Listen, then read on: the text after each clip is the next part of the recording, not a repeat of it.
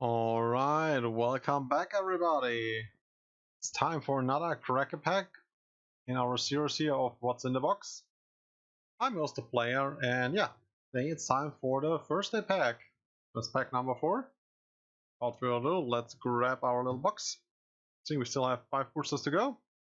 Fourth. Let's not waste any more time, I would say, and let's see what's in here. So, kind of curious, yesterday's booster actually was very themed around Popters as well as around cards for Misha. I'm wondering if this one now will contain a few more cards for Uza. I'm curious. I already saw cards like the tower work, stuff like that, so let's see. A normal card at the back, interesting. Let's see, what do we got? Yeah, talk about him.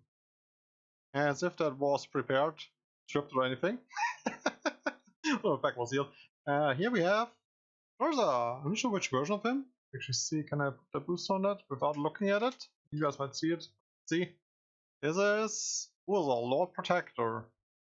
I think that's before he ascends to Planeswalker. Because I know there are 3 or 4 versions of him in this set. I mean 4 if you count the flip version, I guess. So yeah. Cool. Art is by Ryan Pancoast. I think he makes good pancakes. Oh, let's get the Y out of the way. We have Urza already. Nice, nice. Let's see. Our first common for today. Ooh, look at that. One of those pretty cool, of the cooler mountains in foil. Sweet. I don't dig that. We've already seen them in foil because, well, we already had the pack up with the foil basics, but yeah, it's all a nice card. What do we have here then?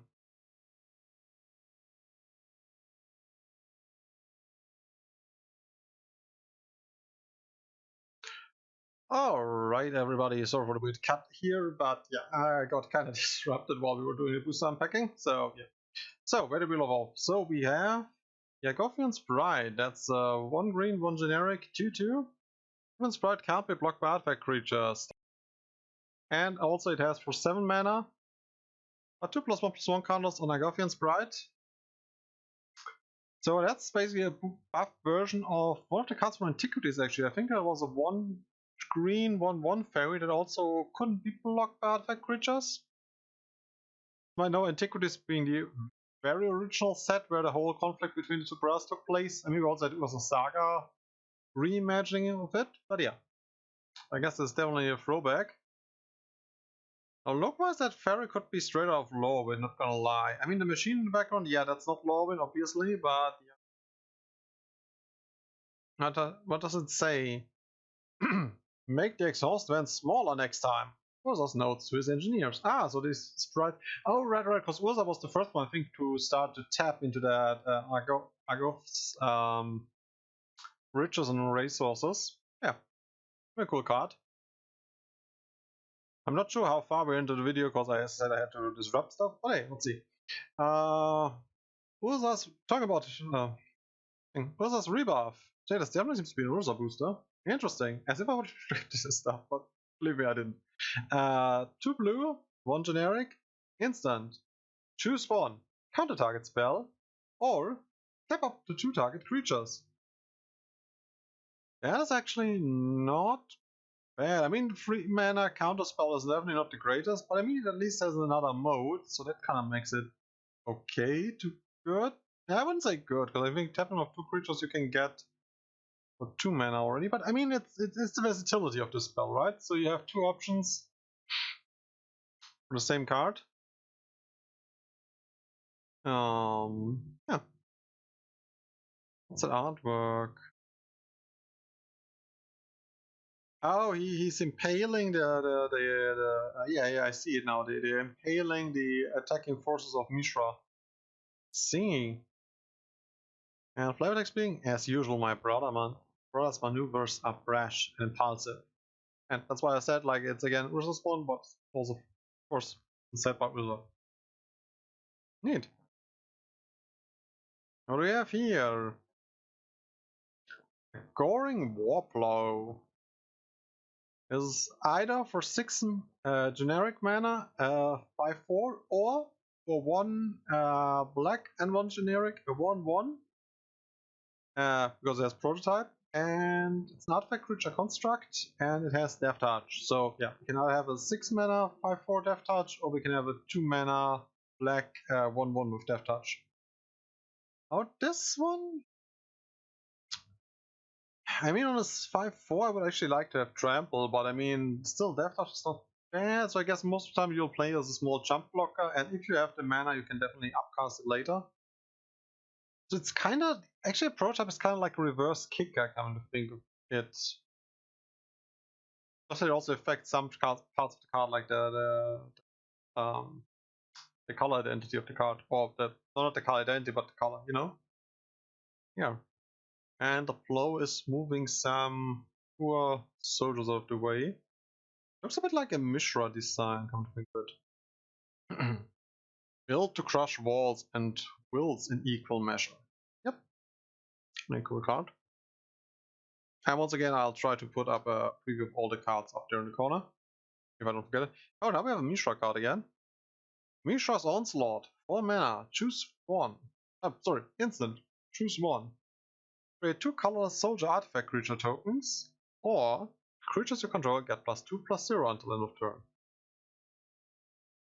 Again, similar to the Ursa one, I think this one is slightly overpriced compared to what the 2 other effects are, because I mean, you can get 2 tokens, even 2 artifact tokens actually, only for 2 or 3 mana. I think 3 mana you pay in the Meridian Besieged for getting 2 1/1s in white, and here you're paying 4 to getting 2. But again, you have the upside of, if you already have a great force, you can then just instead pay same cost and yeah, +0.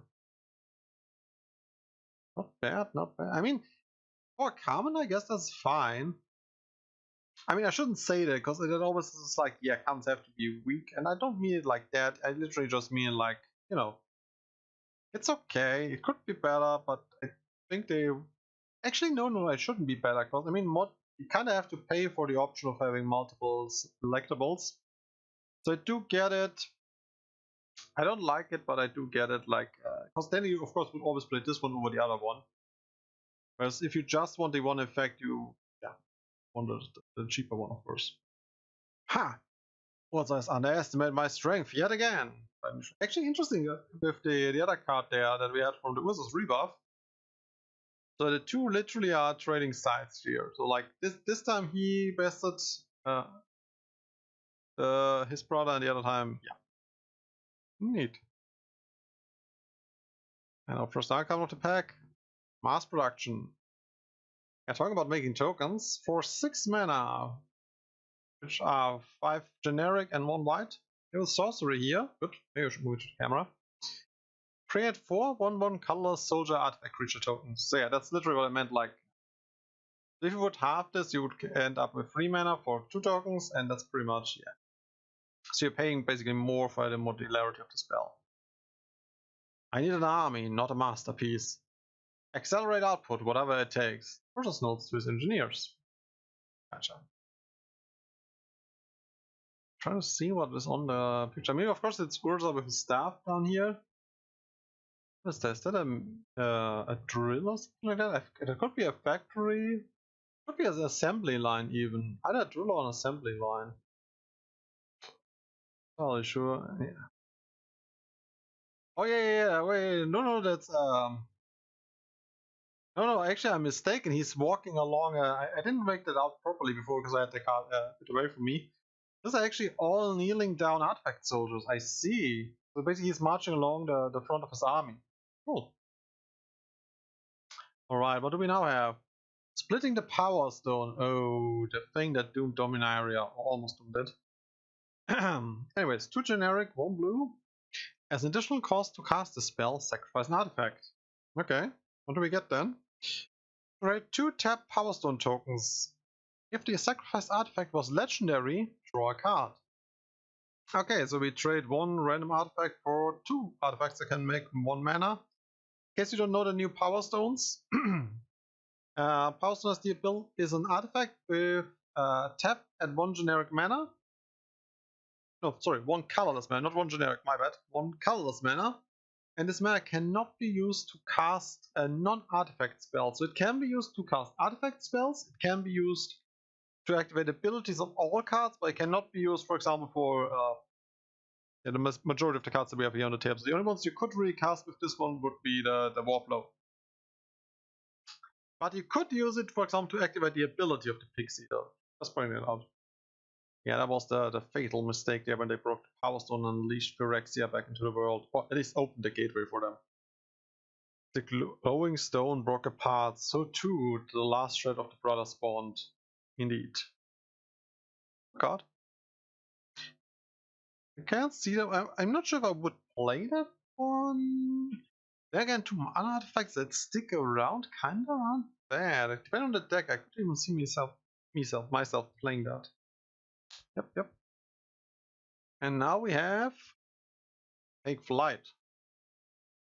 Again, another blue card. There are a lot of blue cards in this pack. 3 generic, 1 blue. It's an enchantment aura that enchants a creature. Enchanted creature gets +1/+0, has flying, and whenever this creature attacks, draw a card.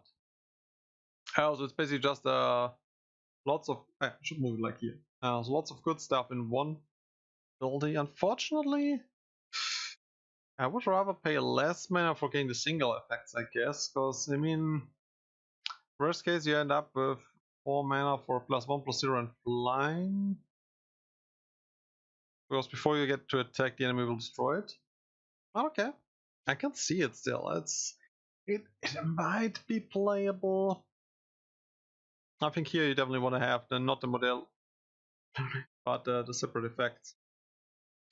A lot of soldiers there, and I think there's a Thopter flying in the air. I think that was the first Thopter that. Right. The brothers managed to make one Thopter work again. That was their breakthrough back in the days. For neither brother cared to admit it. Flying the ancient Thopter was the last happy moment together. Yep. Pretty cool. I mean, don't get me wrong, it's a great artwork. The card effect is okay, but I'm not quite a fan of that. Like, I would prefer having, as I said, like separate abilities on the card. I guess, or less mana cost. Maybe that also. Who are you? You're a bunny, or you kind of look like a bunny.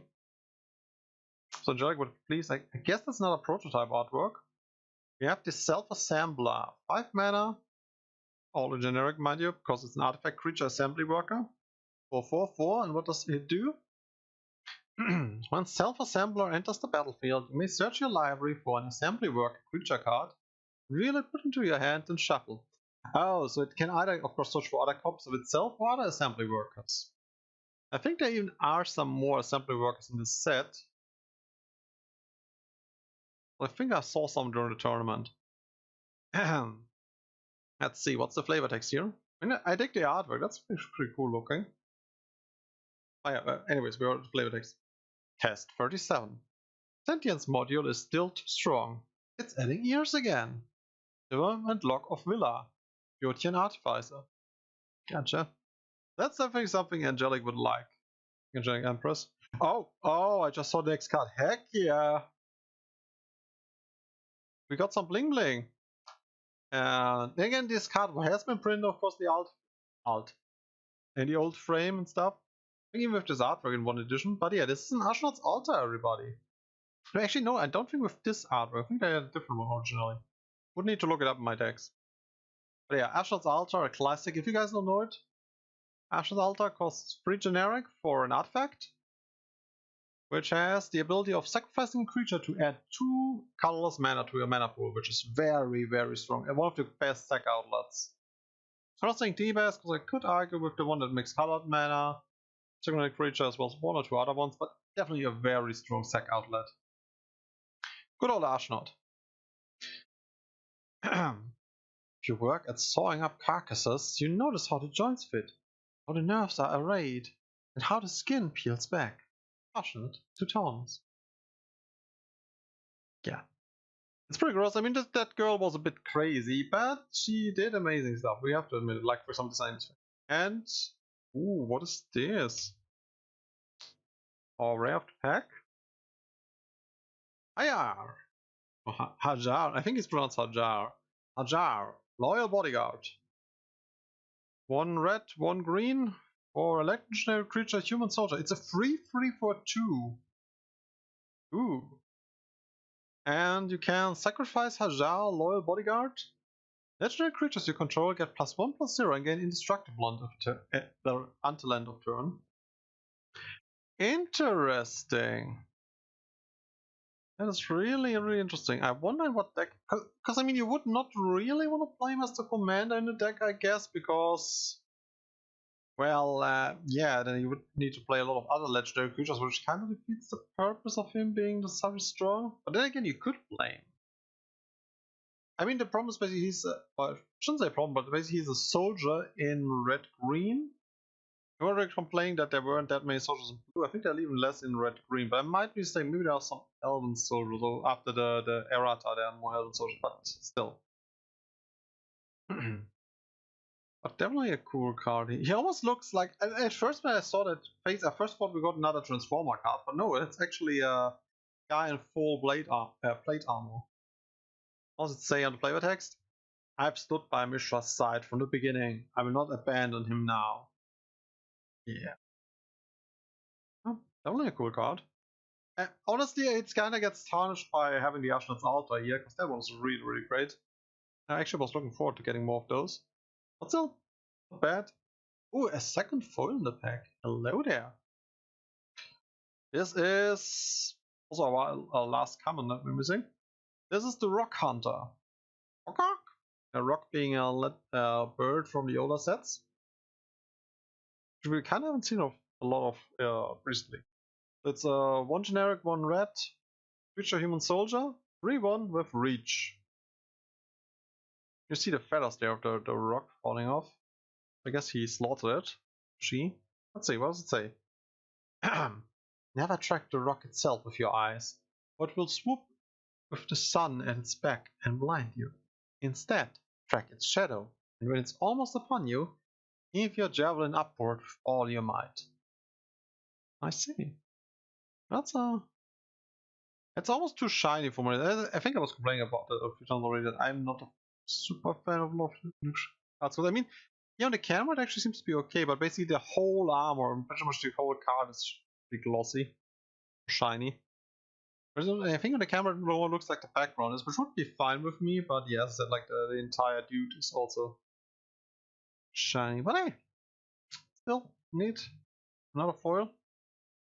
Oh, and this pack has some stuff in it, everybody. We got a card from the list, as you can see here, the little symbol on here. We got the Helm of the Host. I think that was a card I actually wanted to pick up. Helm of the Host. 4 generic mana for a legendary artifact equipment. So, for example, it would be good for the... Well, I wouldn't do that, but you could use this one on to get the tokens and the card. Anyways, I was saying legendary artifact equipment. At the beginning of combat on your turn, create a token that's a copy of equipped creature, except that the token isn't legendary if the equipped creature is legendary. That token gains haste. Oh, I even thought the tokens has to be sacrificed. No, the tokens stay around, so you make more and more and more copies of the legendary creature that's equipped with this, or the creature that's equipped with this. Really cool card. Yeah, I definitely want to get that one. I mean, it's very expensive, like 4 mana to play out, 5 to equip, but I think without this effect, that's fair. Mind you, if you equip that right in the turn when you played the creature, you can already get a token of that creature that can attack.